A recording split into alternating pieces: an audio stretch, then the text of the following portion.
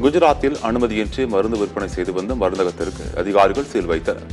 குஜராத் மாநிலம் மதுராவில் உள்ள மருந்து கடைகளில் மருத்துவக் குழுவினர் அதிரடி சோதனை நடத்தினர். அப்போது உரிய அனுமதி பெறாமல் இருமல் மருந்துகள் விற்பனையில் ஈடுபட்ட கடைகளுக்கு சீல் வைத்தனர். மேலும் குற்ற செயல்களில் ஈடுபட்ட நபரிடம் விசாரணை மேற்கொண்டு வருகின்றனர்.